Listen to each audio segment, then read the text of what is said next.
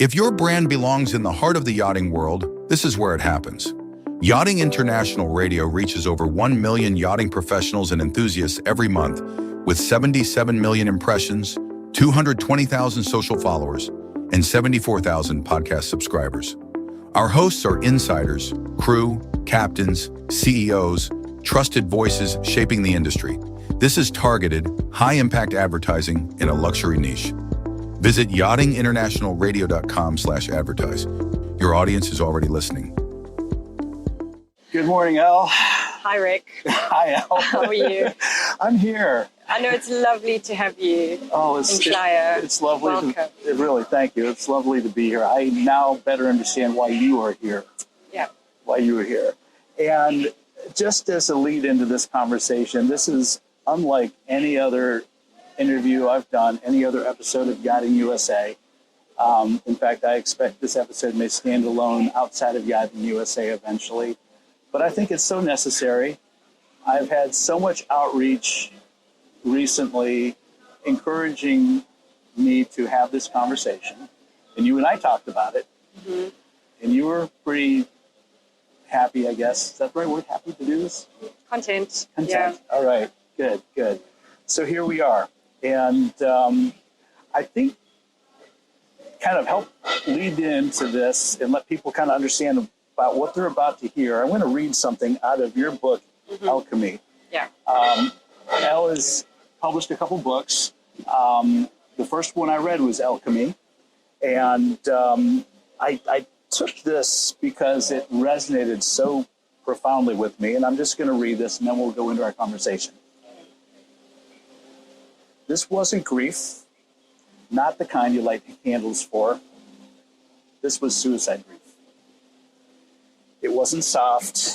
It didn't whisper. It roared. It was a fury. It was betrayal. It was a godless scream against the ceiling fan.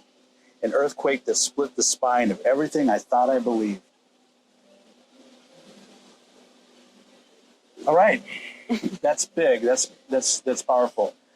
So we're going to talk about death and suicide and grief and healing and therapies and what we do and how we do what we do. And I think your voice is important because your experiences go way back. So can we start, may we start back when you were 16 years old? Sure. So when I was 16 years old, I lost my mother to meningitis. She was in a coma for 3 months. She thought it was flu. Was in a coma. While she was in hospital, they diagnosed her with meningitis, and she died just before Christmas. I was 15 at the start and then celebrated my 16th birthday in ICU with her. Wow. So that was my very, very first death. I'd never experienced death before. At the time, I didn't know anything about grief. I didn't know anything about death. I didn't know how to navigate it. How would you? I wasn't taken to therapy.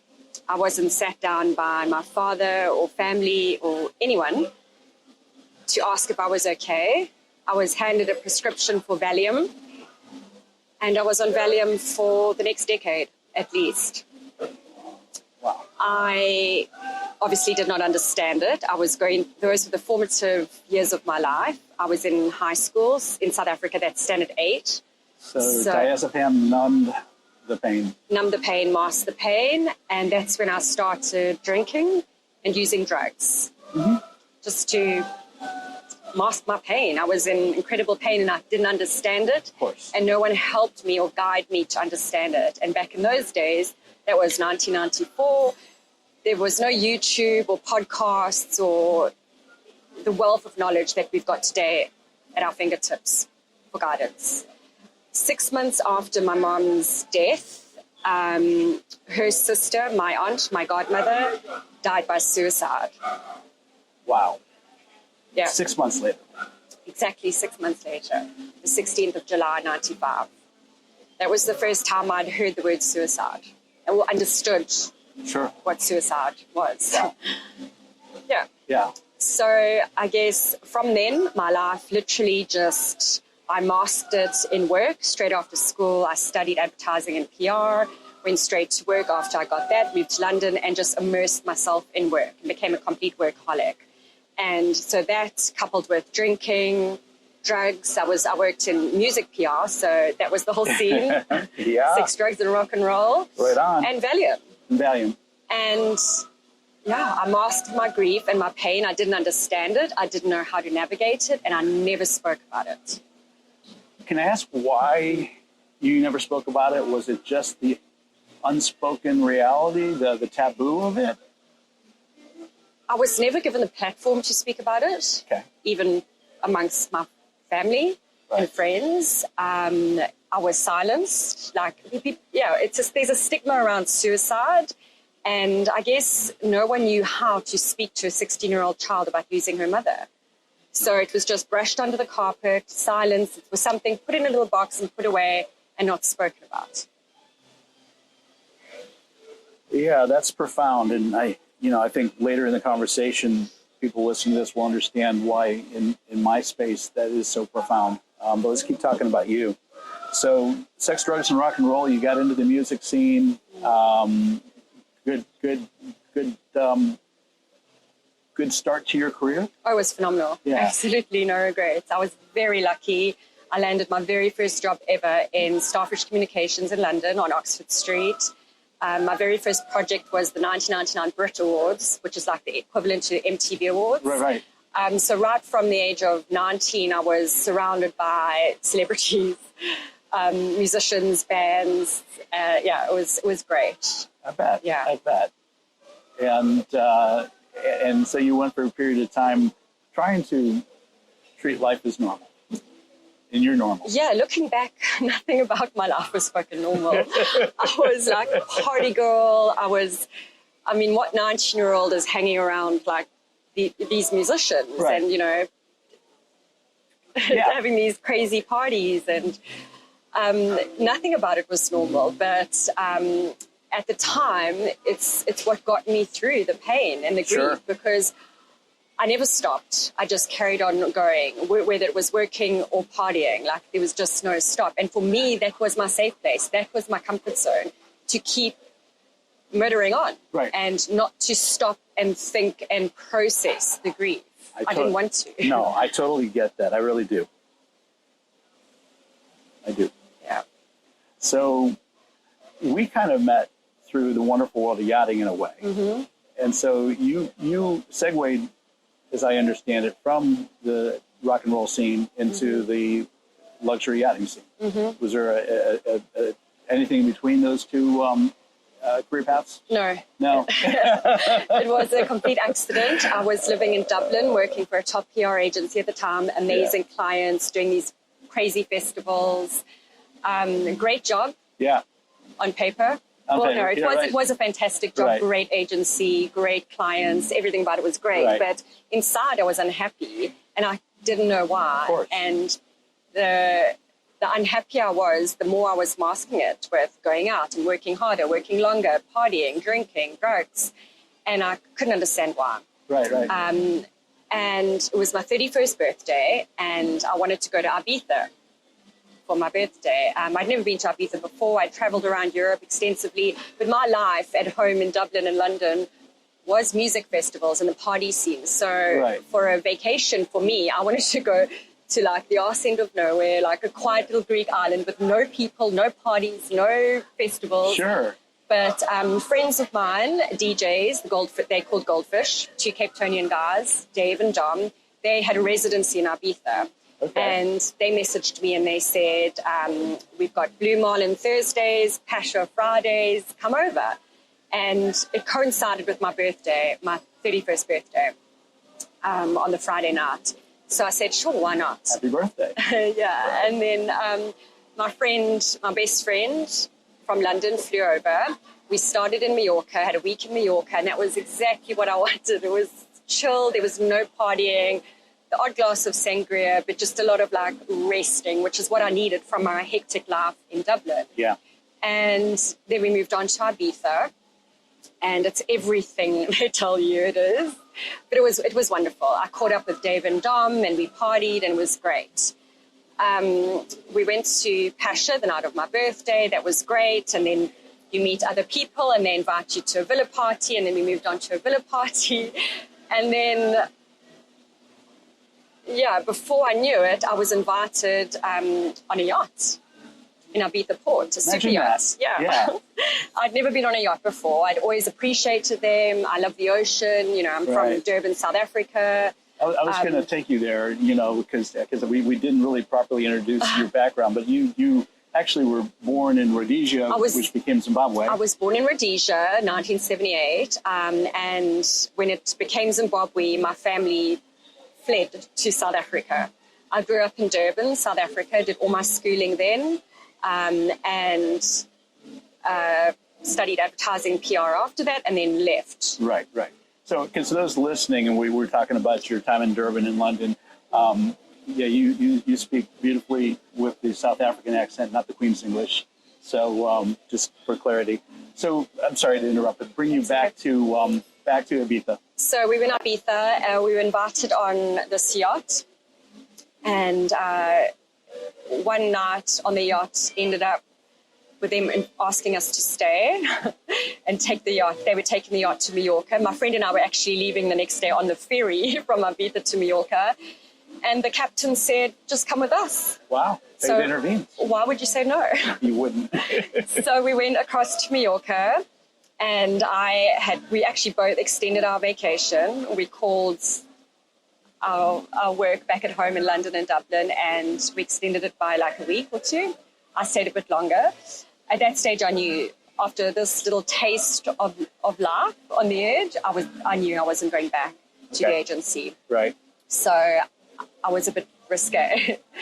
And during the time on the yacht, I was hanging out with the crew, speaking to them, asking them, like, how do you do this? Most of the crew were South African. There were Americans, Kiwis, I think one Brit. So a good mix of crew. And I was just like, this is the life. And they were like, well, I don't know.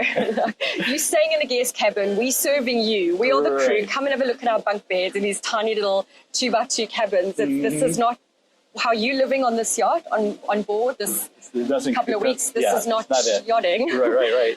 And I was like, well, I can do this. And anyway, I ended up flying out of Mallorca back to Dublin on the 14th of October, 2009. On the 14th of December 2009, I left Dublin with a one-way ticket to St. Martin.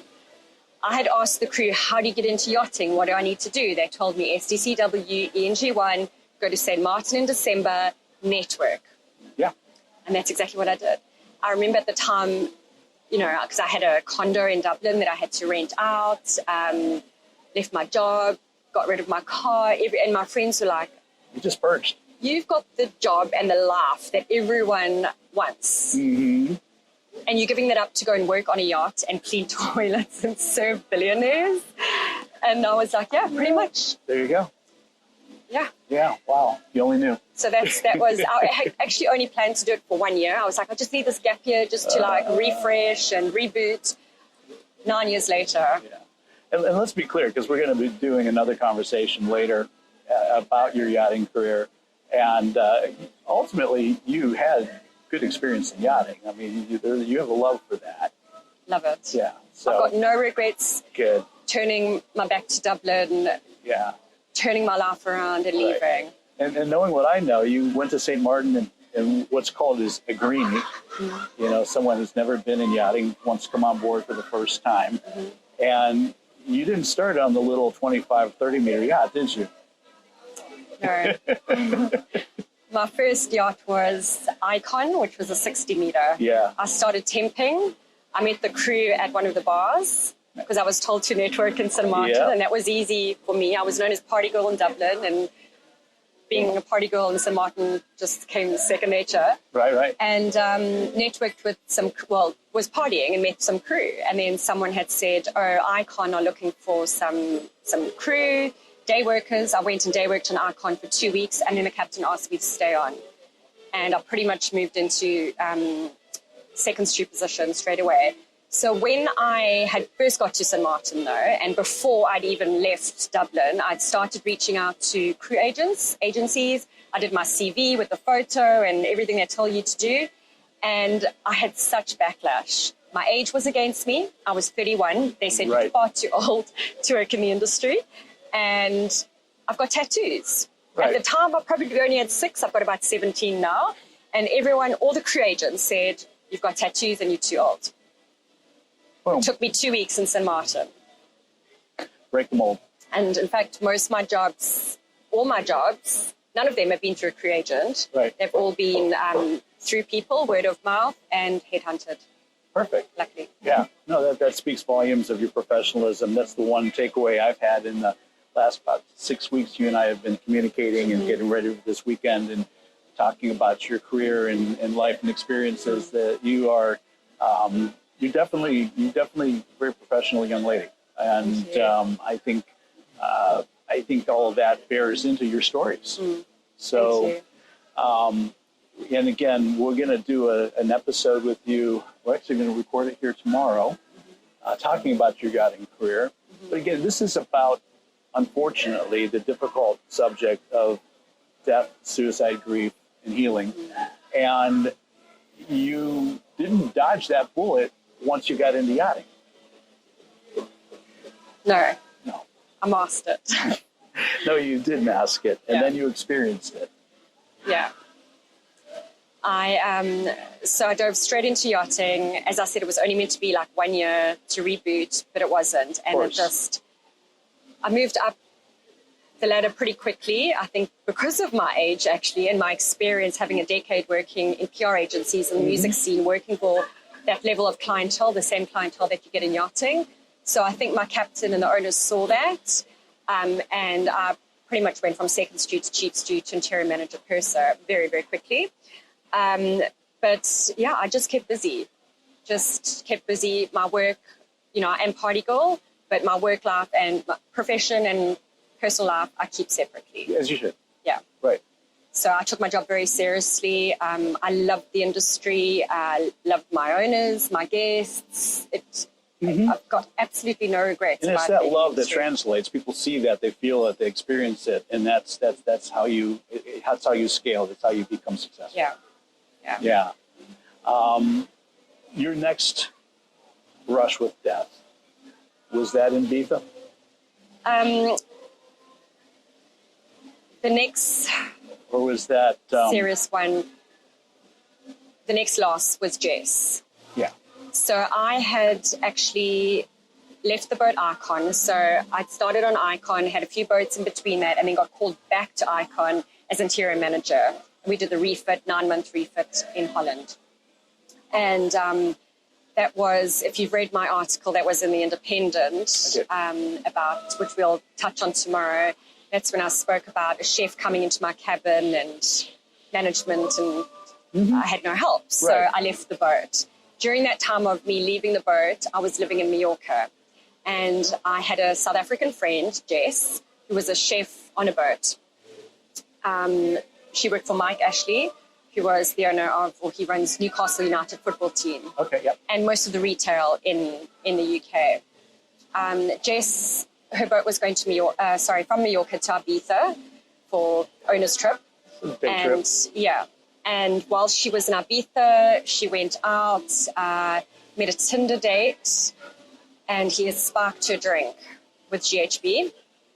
While she was in the club, she went to the bathroom and spoke to the paramedics, and they obviously trained in all the clubs in Ibiza, they've got paramedics because it's quite a big drug culture. I guess so they trained to ask the relevant questions: what have you taken, who you with, what are you drinking? And while she was talking to them, she went into cardiac arrest. They called an ambulance. On the way to the hospital, she was declared brain dead. She lay in a coma for 4 days, and she died, 25th of July, 2017. So that's what the book Alchemy is about. It tells the full story, and it tells my absolute breakdown. I read that book cover to cover. I will tell anybody watching or listening to this interview, you can find it on Amazon. My goodness, it it's amazing. First of all, you're a beautiful author. Your writing is eloquent. I like the way you communicate in writing. Thank you. And the way you tell these, I don't even call them stories, these life experiences that you've had to navigate and work through. And it was obvious that Jess, her death profoundly affected you. I mean, profoundly. Hard to imagine, actually. So, but alchemy also takes you from that moment into your pathway, what some people would say is your healing. You're trying to figure out what grief is like. And, you know, we started the show talking about grief and what that looks like and what that feels like. And I would tell anybody listening that until you've lost somebody profoundly close to you, family member, or near dear friend, and particularly unexpectedly or violently, whatever that looks like, it's hard to really understand the depth and the effect that grief has on us. Yeah. Fair? Life changing. Yeah.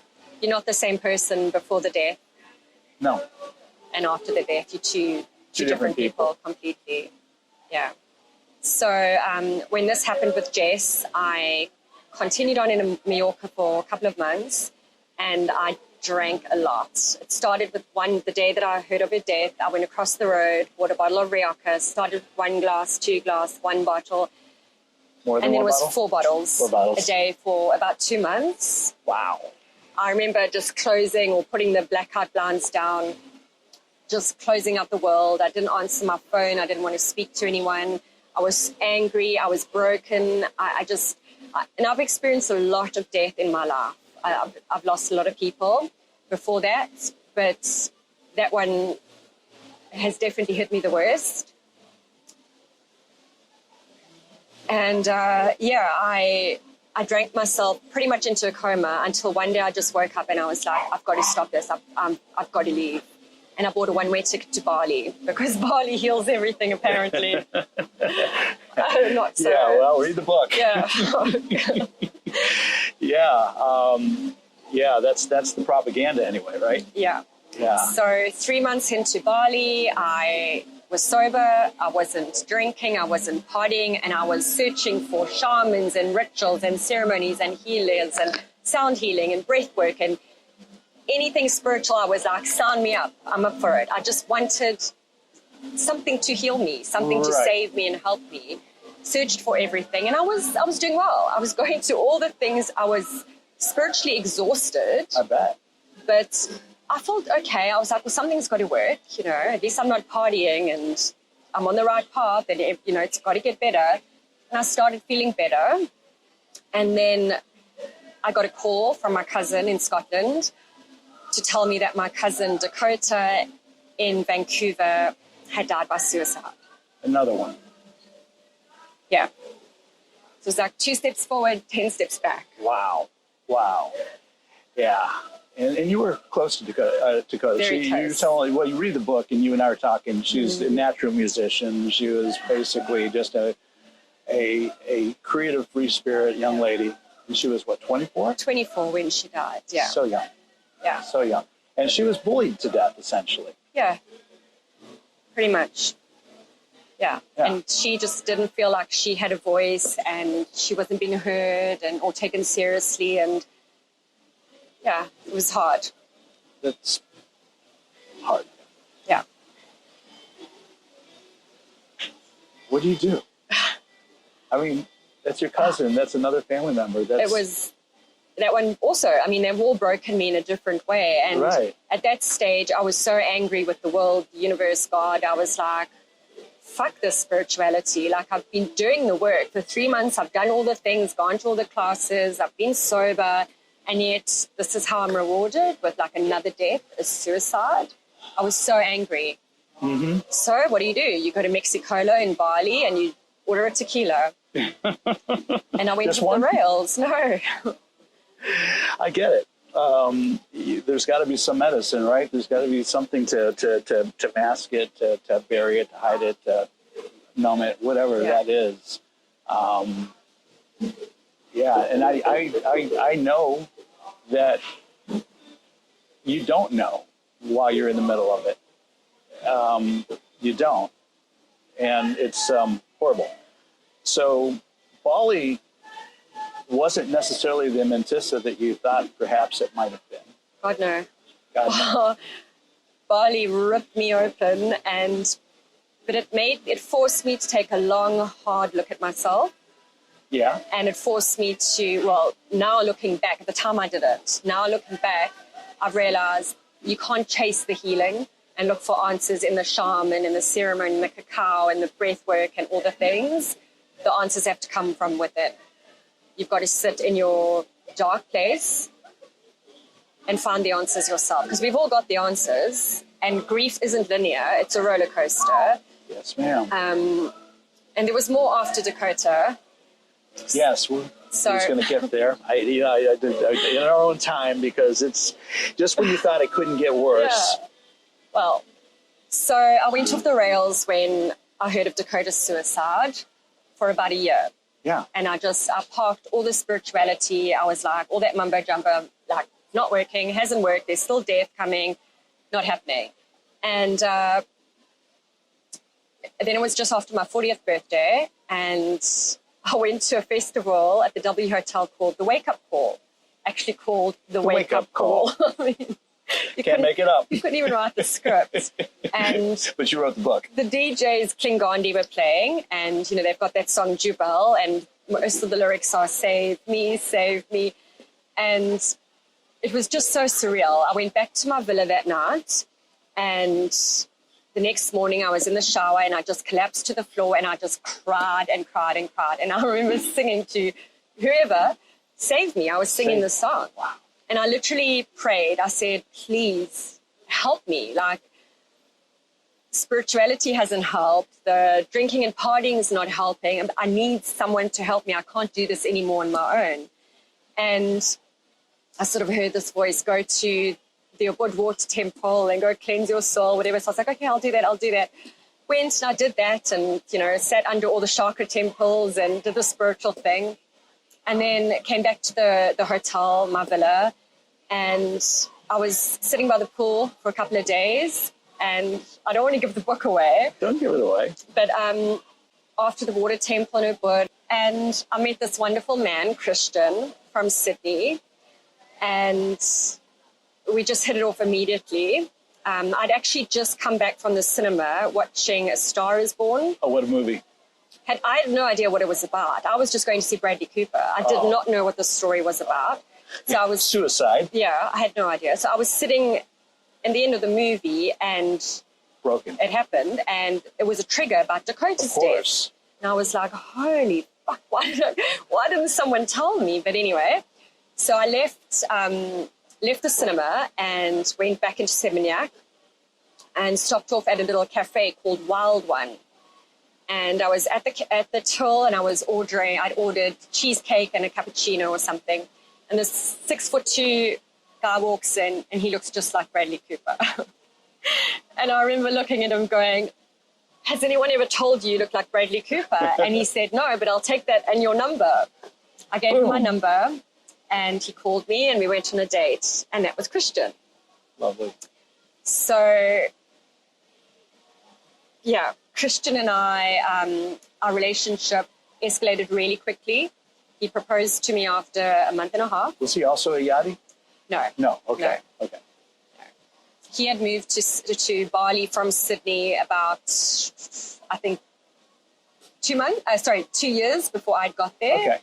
And he was a recovering alcoholic. So he had gone to rehab, and he was sober for 18 months when I met him. And I remember thinking, I couldn't even picture this guy drinking a beer. He was so straight. Right. So when I started dating him, I stopped drinking completely. Because it was easy. It's easy to be around people that are, if you want to be sober, hang around sober people. Right.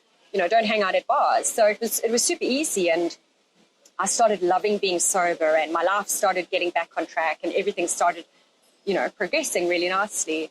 And then he relapsed. And now, this is after he proposed to you? Yeah. Okay. 3 months after he proposed to me, he relapsed.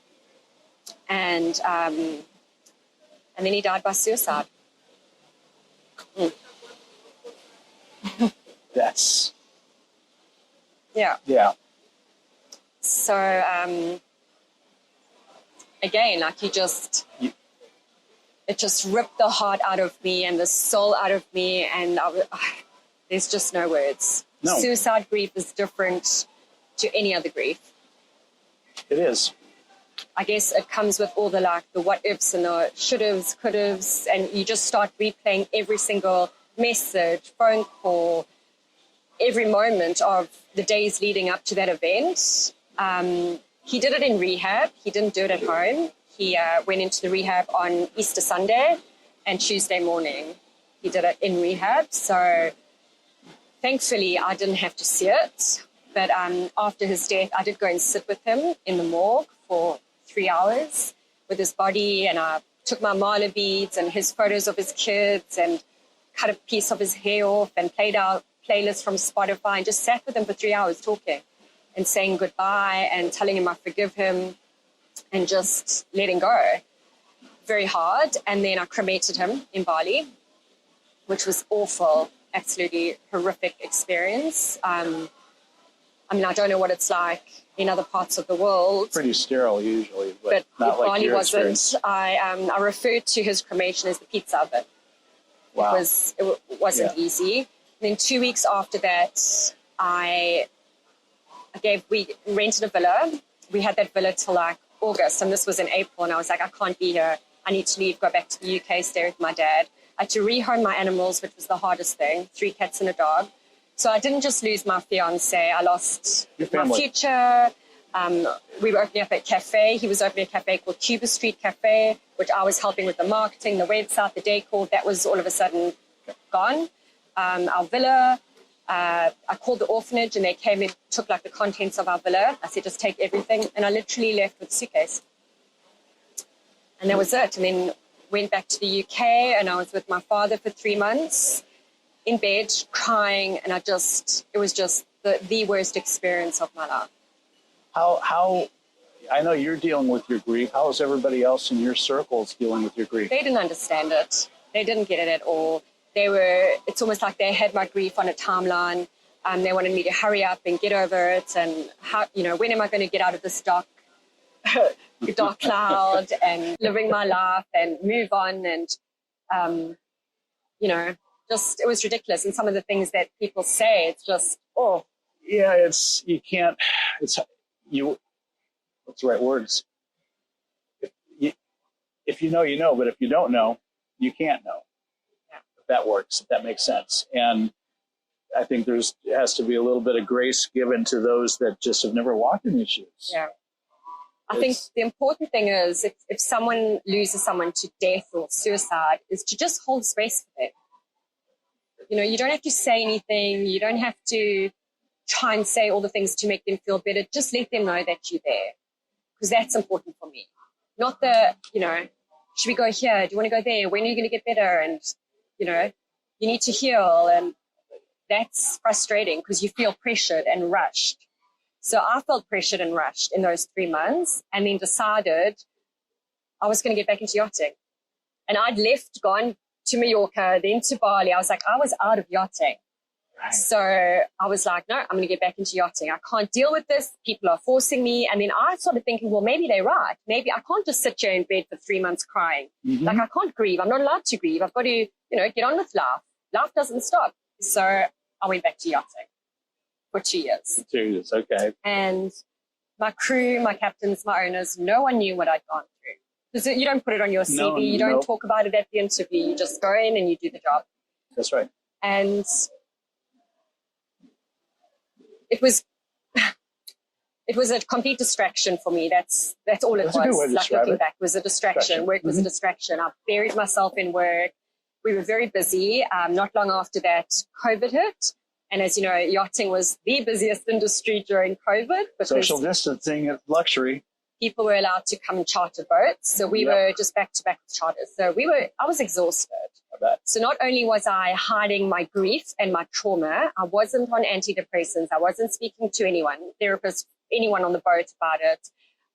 So I had no mental health support, no psychiatric support in, like pharmaceuticals. I don't take pharmaceuticals, but I had no support. I just masked it. I silenced myself. And that was the biggest mistake. Yeah. And 2 years later, I was burnt out from the work, from the yachting, because we were busy back to back. And all the trauma and grief started bubbling to the surface. Until one day, it was February 2021, I exploded. I broke down.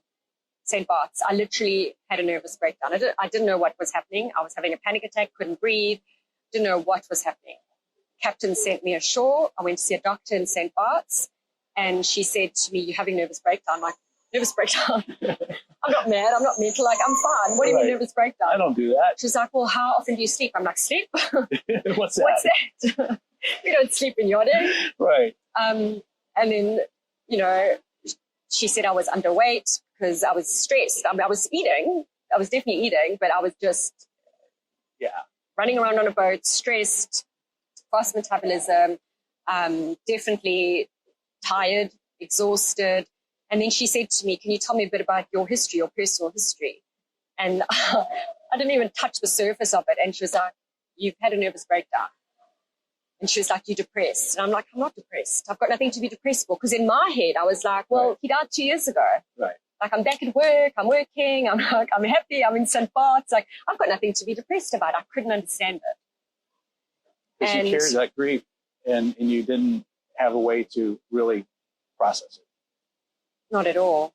So I went back to the boat with my sick note. She had booked me off just 1 week, went back to the boat, handed my sick note to the captain. And he looked at me and he said, "Do you think it's your age?" Well. Is that when you hit the fucking button? That's when I hit the fucking button. I nearly hit his fucking button. But I turned around and I knew then I was done. Because, let me just add, 6 other crew members had resigned the week before that. Before it was my age. And they were all like a decade or 2 younger than me. So it definitely wasn't my age.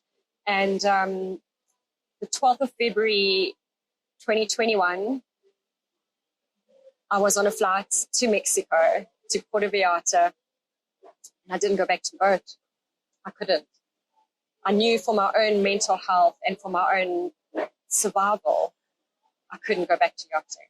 Wow. I chose myself for the first time in my life. I chose myself over a fat paycheck and someone else. And I know I let down the owner and the captain and the crew and whatever, but for all those years before that, I was letting down myself. That's right.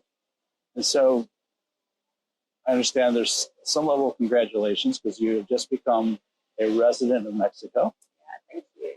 You've come here to, I guess you've learned it's not to heal, but it's to be. Just to be still, be present. I know people say, like the doctor said to me, you're depressed. And what I've realized being in Mexico, my third part, so this is book 1 of the trilogy. Right. The second part is about Christian. The second book is called, no. Oh. The second book, I haven't published it yet. Oh, okay. Is The Rooms That Killed Him. That's right. Okay. And then the third one is Mexicoma. And Mexicoma is about me landing in Mexico and the last 4 years that I've healed myself, worked through it and worked through my grief being still. And what I've learned is the word depressed means that you need deep rest. You're not depressed. There's nothing wrong with you. Right. I wasn't depressed. My fiance committed suicide. I was fucking grieving. That's right. I wasn't depressed. I wasn't mental. I was grieving. My body needed deep rest. Yes. And I only listened to that day when I broke down in St. Bart's. And I landed in Mexico a couple of days later, actually on Valentine's Day, 14th of February 2021, my love letter to myself, my love story. And that's what I've been doing. I'm now going into year 5, February, Valentine's Day will be year 5 in Mexico. And I don't speak the language. I'm learning, poquito. And, but it's forced me to be still. I can't really socialize with many people, because I mean, there's loads of expats here, don't get me wrong. Yeah. But it's forced me to just be still, be present, and get my deep breaths. Yes. And that's when I started writing. I mean, I've always been a note taker. I've got voice notes in my phone, notes in my notes. I've like scribbled little pieces of paper and post-its, journals for years. I've always written. So I sort of collated those all together, and I was like, I want to tell my Jess story. I need to tell my Christian story. I need to tell my healing story. And so that's what I've been doing, writing in Mexico the last 4.5 very years. well. I want to look too. Look how much life you're immersed in. I mean, this is It's a perfect backdrop and for this conversation.